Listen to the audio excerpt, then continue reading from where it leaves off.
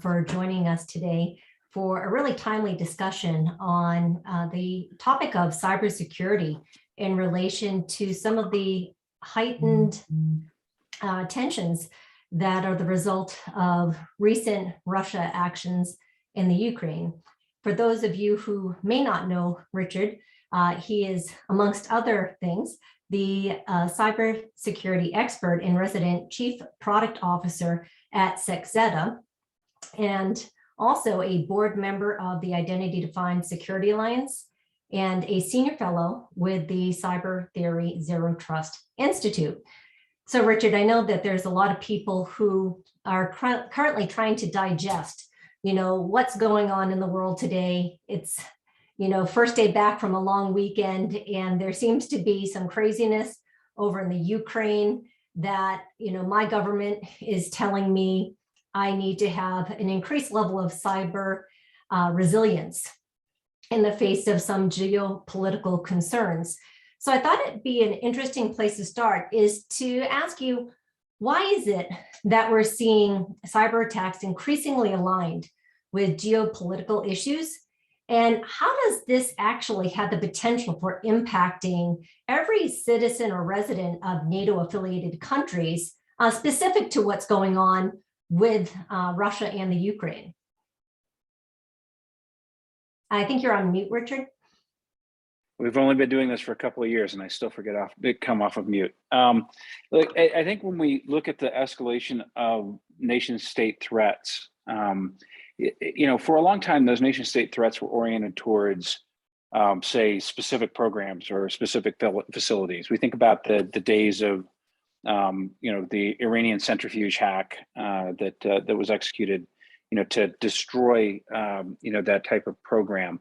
But the reality is that technology and the capabilities to use technology have advanced to a degree where now you're seeing nation state actors that are engaged in either cyber threat or manipulating of, say, media and social information, specifically to further their own, political agendas. And it's certainly the case that we're seeing with the Ukraine. Russia has believed very, very long time that the Ukraine itself is a part of Russia. They've never had a differing opinion on that. The events of the last several decades certainly changed that with the fall of the wall. And now we're seeing Russia flex its military strength. We shouldn't be shocked or surprised to see that Russia is also using all of the available digital means necessary to create disruption, to create confusion. And look, if you've been involved in kind of these issues related to nation state problems for any length of time, it's no accident that that Russia would engage in actual land incursions into Ukraine on a long holiday weekend in the United States, knowing that that long holiday weekend would impact the United States' capability to respond in at least in certainly kind of military circles, but also within media circles. There were going to be a lot of distractions. So we shouldn't be surprised that these are escalating. We should understand that these are repeats of patterns of history, and we shouldn't ascribe any kind of mythical status to digital simply because it's digital. And it's those types of things that we need to be very, very cautious of as we go into this next several weeks of tension globally, not ascribing some kind of mysticism to technology, and understand the technology is being used to manage, manipulate, threaten, as well as potentially cause harm. And if we understand that going in, then we understand what we need to start looking for. Yeah, that's great insight. And I think really tying it from a historical perspective is helpful for folks. I think what has a lot of people confused right now is, hey, there's these physical military actions way over there. How does that create a cyber threat for me? Or how is it going to disrupt my life here, in the cradle, of the USA? Or, we've been reading the same reports out of the UK and Germany. So it's all of the NATO aligned or affiliated countries, but it's this concept of using cyber attacks, cyber incidents to impact the everyday person. You know, what's going on there? What can you say about that that helps bring a little bit more light to the subject? Well, I think first and foremost, it's really, really important for us to acknowledge the most um, blatant truth in human history, which is everything is connected to everything, right? And I think that many people would take a look at the situation and circumstances in the Ukraine and say, well, I don't understand how this impacts me, or even worse, this won't impact me. That is completely out of sync with the realities of history. We can look at actual physical patterns of history for indications of why we should be concerned as individual citizens, as business owners, as government officials. You know, look, for years and years leading up to World War II, it is very clearly known, historically, based in fact, that there were a number of different organizations, agencies, and individuals that were engaged in planting seeds of doubt, or providing support from a lobbying standpoint for certain constituencies outside of the United States, right? And that was done intentionally, right? When we look at the way that cybersecurity when we look at the digital world, cybersecurity aside, when we look at the way that digital resources can now be leveraged to create distraction, to create dissension, to create separation. If we think about all of the mechanics of the fractioning of society as a result of, kind of unfettered access to social media channels, those types of things, the enemy or the aggressive nation state actor recognizes the power in those tools to create chaos and confusion in other places, and distraction is the name of the game. Let me do something, impact your supply chain, cause a run on banks, cause a hyper escalation in the cost of fuel, cause entire supply chains to be shut down so that food sources aren't getting. Allow me to do those things as a part of my strategic plan for the invasion, say, of the Ukraine, and I keep large segments of the world distracted while I do things that are questionable. And that's really the strategy that Russia's executing here. That's really why the DOJ and CISA, a number of other organizations, were very, very clear about why we should be escalating our security vigilance going into what was anticipated to be an invasion of the Ukraine, which has now happened. Yeah, no, I think that's really helpful background information, because as organizations start to unpack, am I going to be targeted? I think that there's some of the natural tendencies to think, well, if I'm related to critical infrastructure, I better be on my toes. I need to deploy my emergency preparedness plans, and I probably have some really mature ways of doing that. It's not a kind of novel experience for me. But, over the past year, we've seen a lot more attacks that are related to disrupting everyday life.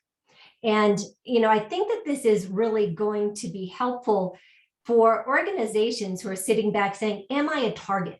How are those organizations really deciding whether or not they escalate their, risk posture, or, their risk tolerances in light of what's going on? Well, I don't think that anybody will be disappointed in themselves if they say, no matter what I do, I run a plumbing supply warehouse, right? Or I manufacture, materials for drainage systems for highways. Having the attitude that I could be attacked or there is a threat is an attitude that you're never going to regret, right? Because being vigilant means being prepared. The old saying, prepare for the worst and hope for the best.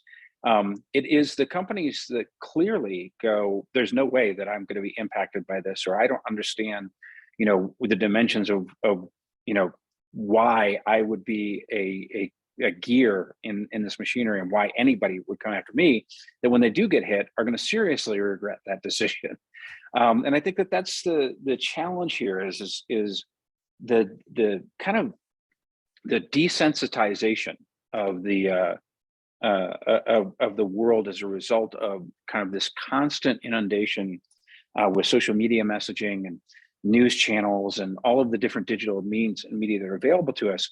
we have been lulled into a sense of trust, and yet we're seeing something that is very, very serious on the global stage, and we're questioning whether or not we should be concerned, right?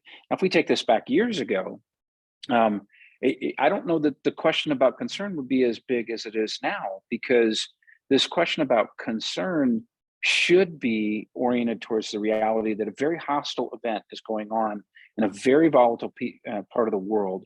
And that means that we should be upping our sensitivities and concerns and not assume that everybody is our friend.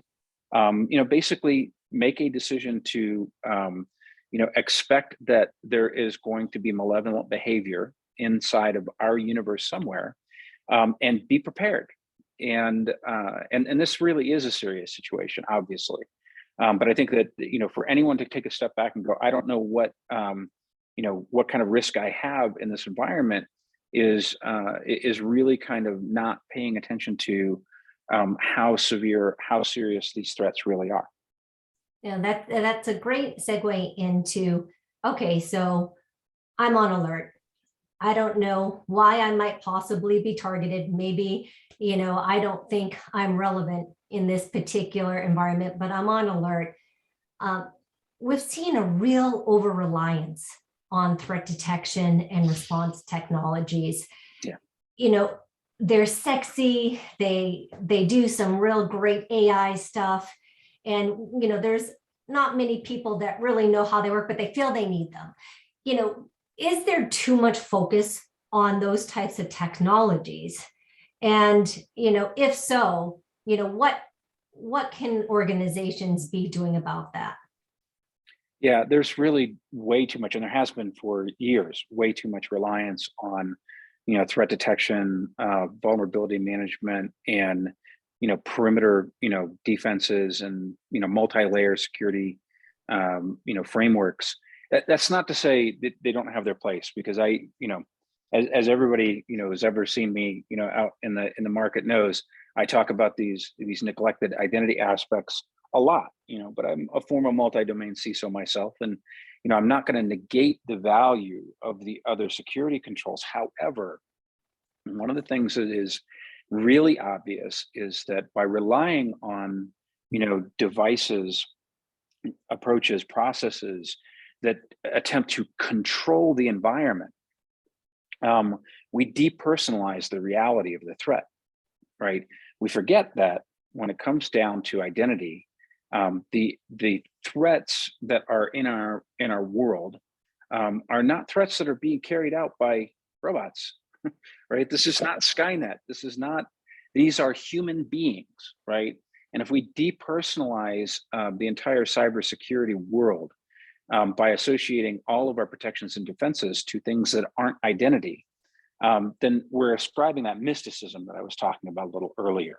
When you take a look at the state of identity, the fact that you don't know everybody that you're interacting with, the fact that you don't have a inventory of the assets that are human beings and non-human being related identities, and you just don't know on a day-to-day basis, that's a capitalizable exploit all day long, because the bad guys know that identity is important. Most corporate enterprises were still arguing about whether identity is important, and 80+% of all breaches are still executed through identity pathways. And so I think that this time period is a really important point of reflection for us about where do our capabilities with identity and identity control, third-party access control, who do we know, who do we trust, who do we not know, who should be a concern to us. Like, I would have to imagine in the last 72 hours, every company that's entered into some kind of third-party arrangement with an Eastern European service provider is probably engaged in a very rapid reevaluation of those particular companies that they're doing business with, simply because they need to go out and confirm that those people really are who they say they are, right? And that really gets to the root and the fundamental of identity. So I think that, right now, there should be a tremendous amount of concern about how little we know about the identities that we're interacting with as a company or as an agency or as an organization. And I hate to say it, but a crisis is usually when a lot of folks do their best thinking.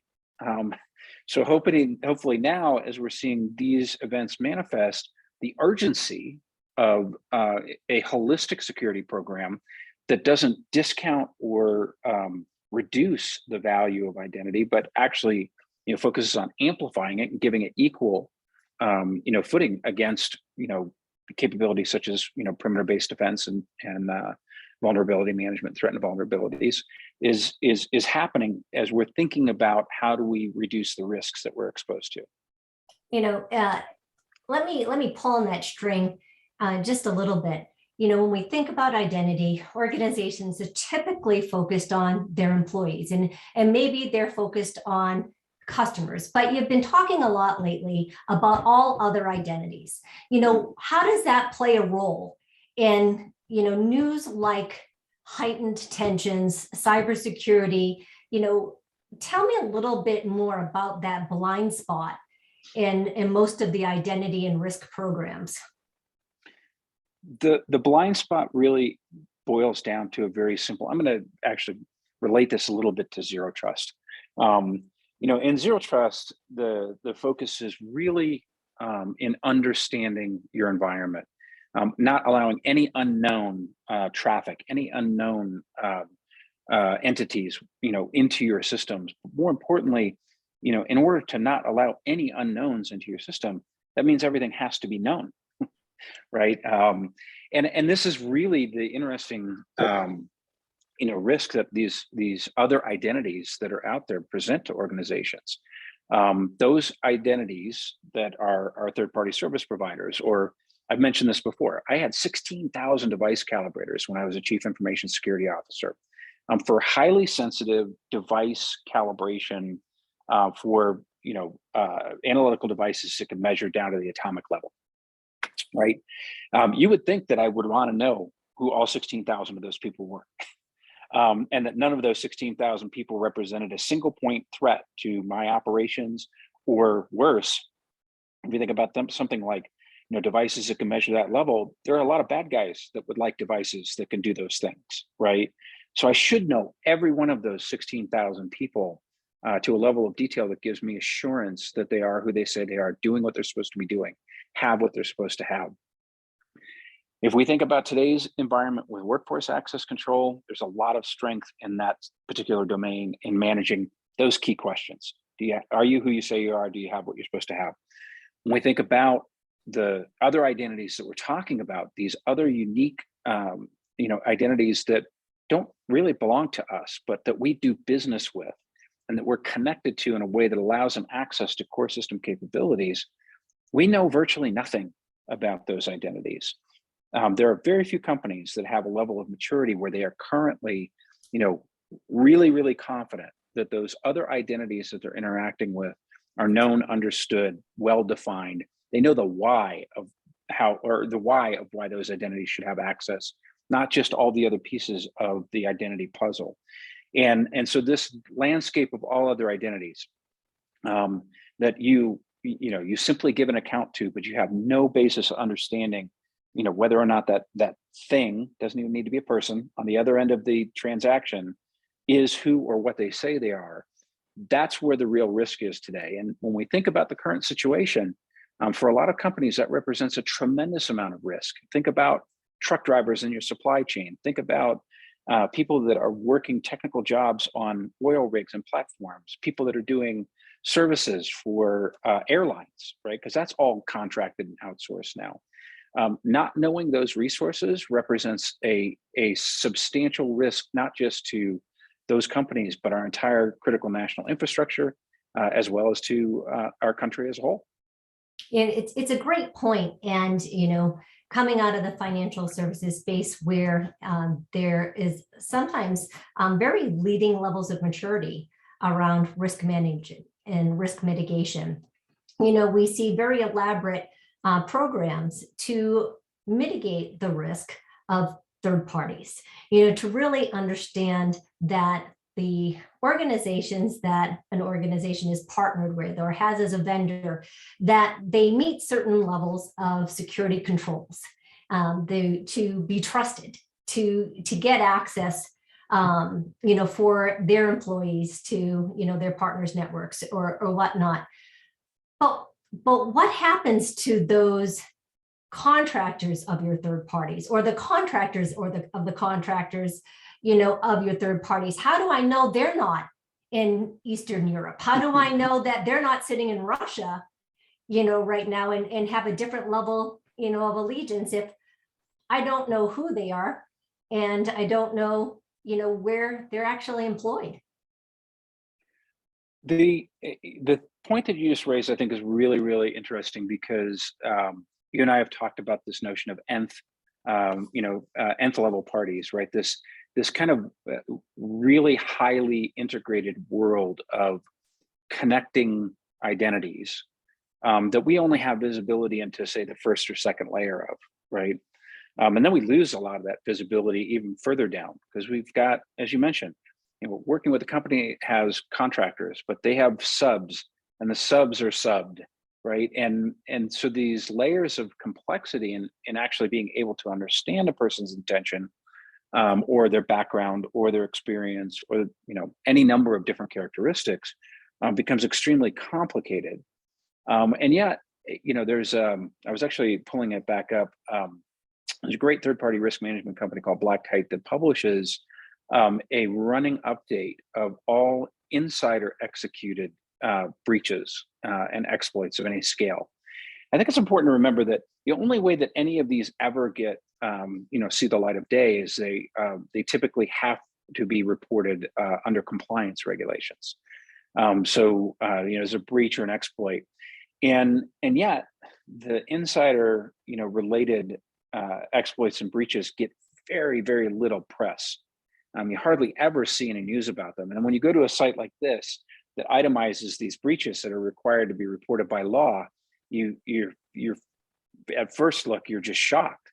You think like, oh my gosh, how can this be happening every single day at these levels and scales?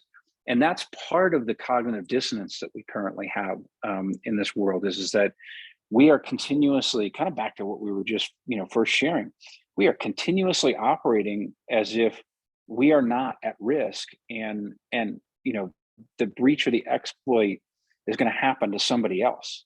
And the reality is that particularly through third-party risk-related pathways, bad things are happening every single day. And because they don't elevate to the level of kind of the cool, sexy, massive SolarWinds breach, there's an assumption that they're not happening, and that's not true. Right, they are happening at a staggering scale, growing exponentially.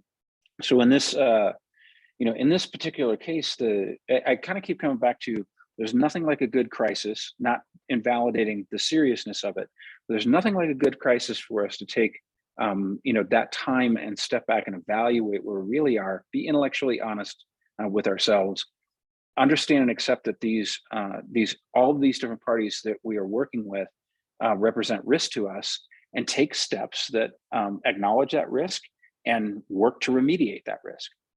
Yeah, it's a really interesting connection you've just made there. We know based on the past year's really publicized breaches that oftentimes bad actors are not breaking into networks, they're logging, into networks. And your connection between insider risk and identity programs, it seems to really be something that I don't hear talked about, often. Is this an area where, organizations need to start creating a little bit more convergence in order to proactively protect their networks?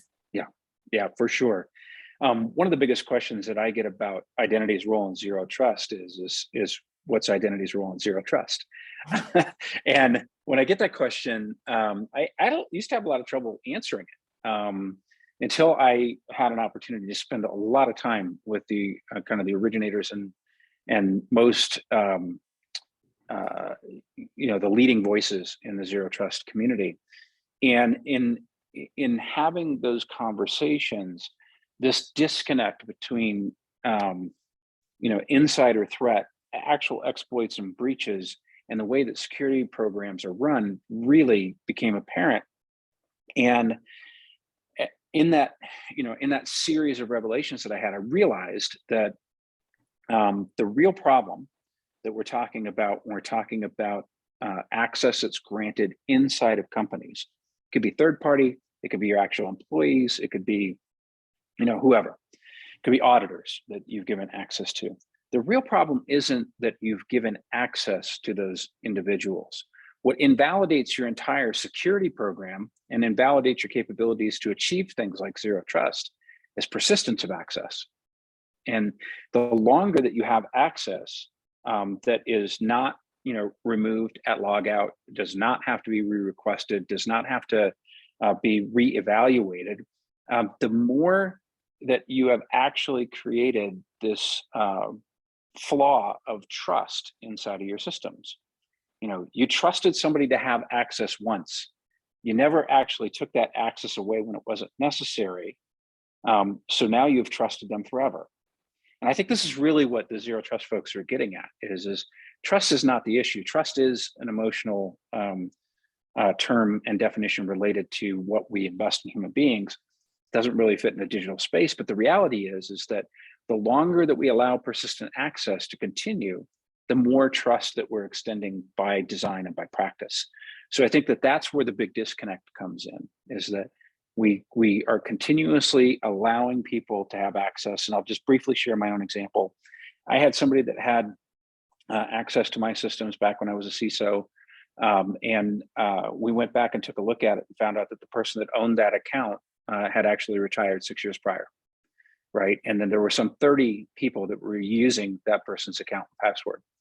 I had trusted, right? I didn't wake up one morning and go, I trust this person, right? I had trusted that the provision of that access was appropriate and sufficient and right. And it had never been questioned for years and years and years. And when it finally came down to it, it was completely wrong. And I had bunches of people that had access to my system that I didn't know. And that's exactly where most companies and agencies and organizations find themselves today. That's what needs to get fixed. You bring up an interesting thing. There's a lot of focus in some identity programs at managing at the account level, and sometimes looking as activity as a testament to the need for that account to, using your word, persist, and for that access to persist. What's the evolution that organizations need to make beyond making sure that, hey, well, this account has been used consistently for X period of time, it must be doing so in good faith. That seems like a model that's become outdated. What are your thoughts on that? What are your recommendations? It's a challenging space right now for people to evolve beyond what you just said. And I think that it is really driven initially by a heavy business resistance, right? And so a lot of times when I get into conversations, I get frustrated because I'm really, from an identity perspective, I'm really just talking about basic blocking and tackling. I'm talking about, mom, apple pie, and Chevrolet. Like, these are the things that you need to do. You need to actually, understand your identity inventory. You need to actually, if it's a human related access, you need to actually understand who the human is on the other side of the equation. We could do all those things with, identity governance and identity access management. But the reality is that as you push beyond those types of, basic foundational expectations, which the vast majority of companies don't get right, because the notion of identity is seen as just account management, and identity has been much more than account management for nearly 25 years. But when you kind of have that attitude that it's, account management, you never kind of get to this realization that this model that we currently have is not working. The way that we have built cybersecurity now is almost a self-sustaining machine where money is spent on very, specific sets of security technologies, and nobody ever comes back and revisits the architecture to say, okay, it's not working. We're seeing escalating losses. We're seeing, peak ransomware. We're seeing all of these different realities facing us. And we go, well, let's just go buy some more of this tech, right? As opposed to, why aren't we really taking and looking at what is the cause of these continuous weaknesses within our systems? And, it's, on the one hand, I champion identity solutions as a pathway to fix that, but on the other, I work in a world where the value of identity from a security standpoint is constantly discounted in the operational world. I think that's the challenge here from an evolutionary perspective is that we've really got to reorient the conversation to, can we look at different architectures, frameworks than we have now, and at least try? And I'll come back to the business piece as my example of the frustrations that you run into. I'll have conversations with companies and I'll say, you need to do this for identity. You need to put these controls into place. And the response that I'll get is that, well, we can't slow anybody down. We can't make it difficult for Bob to do his job. We can't make it difficult for Julie to, get access to this system. And almost always my very next response is, well, you've been giving people easy access to all this stuff for so long. How well is it working for you? If it's working really, really well, why are we having a conversation? Because if it was working really, really well, you wouldn't have these continuous nagging doubts about the risks that you're exposed to. And yet what you tell me is you don't want to take Julie or Bob's or Betsy's accesses away or make it more difficult for them because they've got a job to do. And yet they also represent a massive security risk and hole in your organization because you keep giving them persistent, continuous, and trusted access ad infinitum with no controls. So the machinery is definitely, it may not be broken, but the machinery is definitely in need of some serious repair and reevaluation. And I think that's the pathway that I try and put folks on as we have conversations at the kind of the corporate strategic level. Take some time out to rethink some aspects of your architecture and also acknowledge that current state architectures for cybersecurity are not succeeding. Yeah, it's a really interesting set of points that you've made. I mean, boiling it down, we have transparency. We need to know who has access and not just what accounts are open, but who has access and why they have access, and do they still need that access? It almost starts to sound a little bit like a zero trust commercial, but you've also added in the element of insider risk and really remembering why identity was created in the first place and why identity programs and professionals exist. They're risk mitigation folks. They just have identity, in their title. Do organizations have to do more to bring those functions together if they're going to be successful, or is there another path? Well, there's been some really interesting growth patterns, I guess. I've seen a number of different approaches recently. We've obviously seen a number of organizations that are recognizing the fictional wall between physical security and digital security. And because now there really is no way for anybody to physically threaten your facilities. Let me rephrase that. Threaten the physical facilities that you have without being able to navigate across digital means, right? Those can be locking systems, those can be camera systems, those can be, any type of system that is doing, pattern analysis and all those different kind of things that are happening in the physical security world. So we're starting to see situations where chief security officers are being named and CISOs and heads of physical security are being brought in. What we haven't seen really is an embracing of a risk incorporated securities control program. Now, some of this is by design, right? We look at the banking world, and it's been a few years now that the first, second, and third line of defense model was created.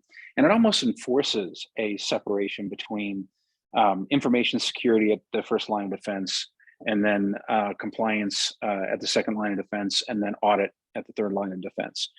And that's almost suggesting that it's better to have them broken apart. The problem is that you create a world where security professionals are not operating on a risk basis. So they're buying security solutions because, they fix this problem. But, as I like to ask a CISO every now and then, what was your risk return from that investment? And they go, what do you mean? Well, how much risk was reduced when you put that solution in? And they go, I don't know. We bought it because it does this. And you go, well, isn't reducing risk kind of like, the name of the game if you're a CISO? And they go, yes. And I go, but you can't quantify how much risk was reduced by what you just bought. And they go, yes. And I'm like, you see the vicious circle here, right?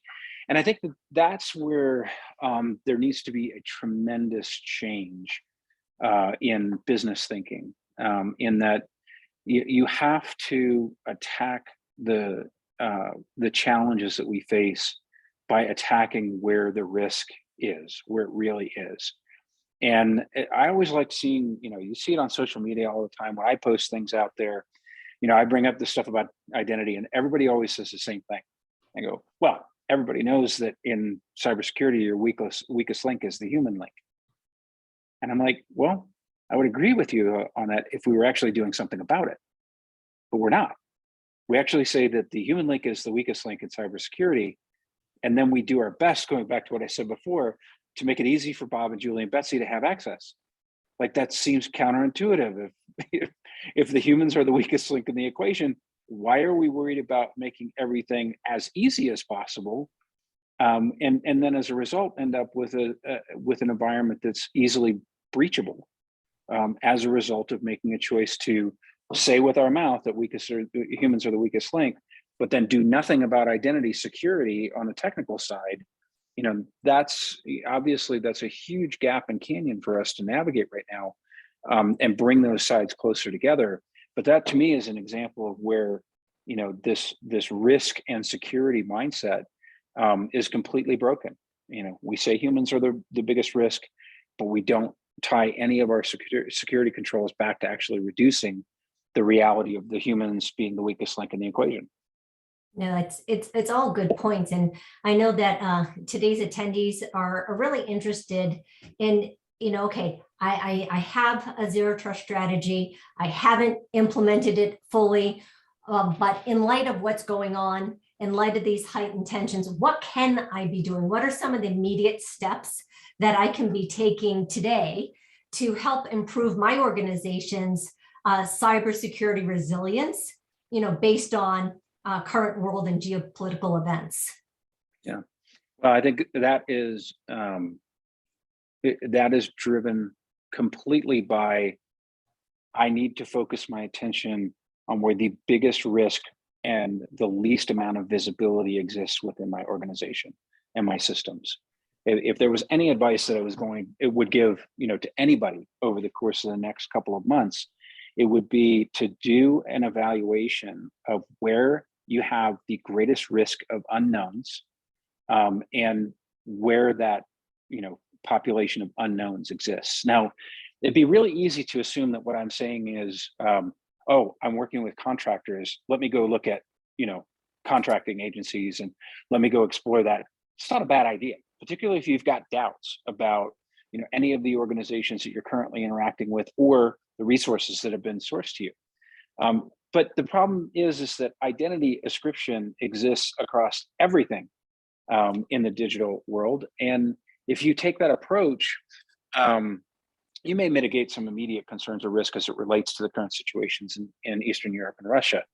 But how confident are you, and how certain are you of the world of bots that your company has unleashed on the world, or that drive processes and systems inside of your organization, right? So if you have very little visibility into the nature and characteristic of the bots that are currently associated with your systems and processes, you have the same amount of risk as you do with those contracting agencies. And if you have no visibility into, the mechanics of that bot network, you're blind and you have open risk and exploits. So I don't want to, turn the identity conversation so much towards human beings that we lose sight of the fact that, there are things like bots. There are, identity ascriptions to devices. There are identity ascriptions to processes. And in every situation where you have no transparency as it relates to understanding what that neighborhood or community of identities is, and less ability to be able to actually interrogate and find out what those identities are, that should really be where you're putting your attention right now. Because here's one of the interesting things when it comes to forensics about identity-based exploits.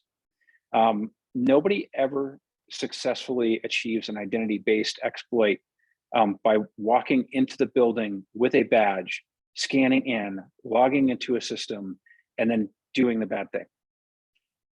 Everybody's identity exploits are always through identities that are neglected, not reviewed, not observed, obsolete, disabled, but not deleted.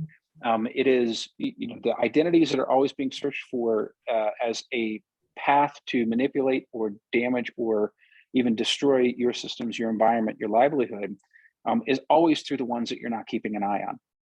And in that particular case, ties right back into my recommendation, where you have a level of discomfort, a level of concern as it relates to what you don't know about a group or population of unknown identities inside of your organization. I don't think that you can move fast enough in the next few days to try and understand those and then try and put some controls around them. I think that right now is the urgent and pressing time to do that. So with that, I've heard a lot of identity directors and even CISOs say, well, we like to presume that a lot of the mistakes that happen are just out of good intentions gone wrong. Given the climate we're in, should those organizations transition from a presumption of good intent, at least in the short term, and take a harder stance and assume maliciousness, and then maybe go back to that good intent? What are your thoughts there? Every time I hear it, I'm curious as to the thinking that goes into that. Yeah, and I always have a very, very biased opinion on this subject, but it's an informed opinion. So I'm a military veteran, and I never, in the course of my time in the military, was ever presented with a training scenario or a real life situation where the instructions that were given to me by my chain of command and the specialists, and experts that I worked with was, just sit back and see how it works out. Right? You never got that guidance in the military, or, just assume that the person that's on the other side of the field isn't your enemy, or isn't a bad guy. The reason why I kind of gave the bias warning is sometimes it's very difficult in cybersecurity for folks to ascribe the military or kind of battle scenario to things. We don't see the digital world necessarily escalating to that level of severity or concern as we see when tanks are rolling in across borders. And I think that that's unfortunate, because that's really where we're at. This is why we should have an upped level of distrust, an up level of concern. Certainly not something as aggressive sounding as a war footing, right? But we should absolutely be adopting a mindset in light of the current situation in the Ukraine, of prepare for the worst and expect the best, or hope for the best rather. And by preparing for the worst and hoping for the best, we shouldn't be caught on our back foot, but by across the board hoping for the best and not preparing for the worst, the outcomes that result from that are usually really, really unpleasant. So my whole attitude about this is that this is a time when we should be very, very skeptical, and we should be very diligent and vigilant about all the things that we've talked about. Obviously, everybody's upping their security posture as it relates to a lot of their key security solutions technologies. The question remains, are you upping your attention and focus on identity, at least in equal parts, and maybe, in more than equal parts, because the reality is that we already have enough proof points from the last 3 years that companies are being, infiltrated by bad actors at both the physical and the digital level. We know that there have been tremendous amount of increase in third-party providers who've actually been fronts and doing bad things or providing access ways into companies. And we already have the evidence that this is going on. Obviously, when tensions escalate, the volume of those bad things that we already have proof of happening in the last couple of years are going to escalate as well. And it's it's time to realize that in many cases, what we're seeing is not a concern about whether or not an attack, say, by a nation state sponsored insider is going to cost our customers money. We need to be worried about an attack by somebody, that's been sponsored or supported as an insider is going to bring my entire company down, right? And that's not fear, uncertainty, and doubt. There's just too much evidence and information from the last couple of years that clearly points to this is what the bad actors at the nation state level want to do. They want to create disruption, chaos, anarchy, because it facilitates both their political ideologies as well as provides distractions and conceals their actions, on the physical front. It's a really good piece of advice for organizations, and it kind of harkens back to something you mentioned, earlier. And what I'd say is almost historical cyber knowledge is don't protect your networks and your data based on what you think is important. Protect your networks and data based on how somebody else might find something useful, or how that information or those systems could be used for someone else's purposes. Any thoughts on that's kind of an old adage? Yeah, I've always phrased it this way. No CISO I have ever met has said the following words: aha, I was hacked exactly the way I thought I was going to get hacked. Not one. And in years of being in the information security and cybersecurity trades, the most common refrain that you've heard going through forensic evaluation or evidence that's being presented for any number of claims or so on and so forth, what you hear all the time is we got hacked and we didn't see that exploit. We didn't see that risk. We didn't see that hole. We weren't paying attention to that. The eye was on the ball over here. Nobody has ever been hacked exactly the way that they expected to be hacked. And I think that that's an extremely important reality that we need to understand.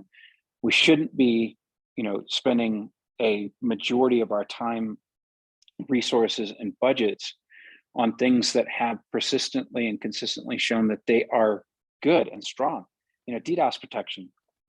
We've gotten to a level with DDoS protection that the systems pretty much are doing a great job protecting themselves. Why not take and orient focus where other things aren't necessarily working as good, such as the identity space? Because if we don't, we're going to get breached or exploited through a pathway that we weren't keeping an eye on. So yeah, I absolutely agree. And this is why, I think that those of us that have been around the block for any length of time, we almost any time we show up in a new enterprise new enterprise role in information security, the very first thing that we want to do is assess where we're at with the basics and the foundations, because we know that the basics and foundations are where the majority of bad things have happened in the past.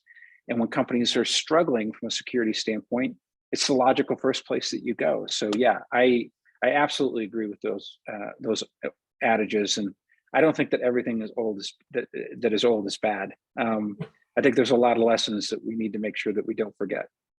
Absolutely. Richard, this has been incredibly helpful, incredibly insightful, and I think will help our viewers just start to break this down into some digestible pieces, for how to deal with the heightened tensions today, but also how to be more proactive, going forward, because it's probably not the last time this is going to happen. This is going to be a new and continuous attack surface that gets directly to citizens and those folks, that are innocent to most of the conflicts, but will bear the brunt of it. Any final thoughts or, anything that you want to say as we close out the conversation today? Yeah, I'd leave off with something that I actually presented, oh goodness, it's got to be 4 or 5 years ago. And I think it speaks to exactly what you just said about the reality of what we're going to see, for the remainder of our, working lives, which is an actual escalation of these tactics and approaches by antagonistic nation states to create disruption, to further their own ideological interests. And the point that I made in that presentation was that cybercrime itself, but basically attacks in the digital world have changed, and it is not a pattern that we're unfamiliar with. If we think about in a prior military, all of my background with studies in history and political science, if we think about the history of warfare, warfare for centuries, if not millennia, was anti-material focused, right? You didn't attack the people, you attacked the things. You attacked buildings, you attacked, you certainly attacked your opposing forces, but it was all focused on anti-material, destroy the things. That changed substantially in the 20th century, and it became anti-personnel, which has another term, which is guerrilla warfare. And the whole notion of guerrilla warfare and terrorism is to attack people, right? Not attack things. And in attacking people, the digital world and the whole universe of the bad actors in the digital world are simply following the evolution of warfare. And now they're attacking people. And the real problem there is that we cannot assume white collar crime anymore. The damages that are inflicted to individuals at the human as well as the communal level are growing, and they're becoming much more painful and difficult to bear. And I think this is why it's really, really important for us to make sure that we remember that the digital world is simply a means of production. And we've got to get back to humanizing that digital world. And a start to that is recognizing the importance of and value of identity in that world. And that's what I'd share. It's not a very sunny message, but these are challenging times, and we're going to get through them, and things are going to get great again. But for right now, it's going to be a tough run for the next couple of weeks. Yeah, I think that these comments and insights that you've shared today are definitely going to help not only give people some good action items that they can immediately take and even deploy over a long period of time, but the encouragement that we can be successful at this. We have the technology, we have the intelligence and the capabilities to be successful here. It's just a matter of harnessing that in a timely fashion and deploying it where it's needed. So thank you so much for taking the time to speak with us today. For anybody who is listening along today, either live or in the recorded version, I'd encourage you, if you have any questions for Richard, please reach out to us here at SecZetta. I'm happy to give more constructive feedback regarding your particular environment or how we might be able to help you with any of your identity challenges. Thank you, Richard. Appreciate it. Have a great day. Thank you.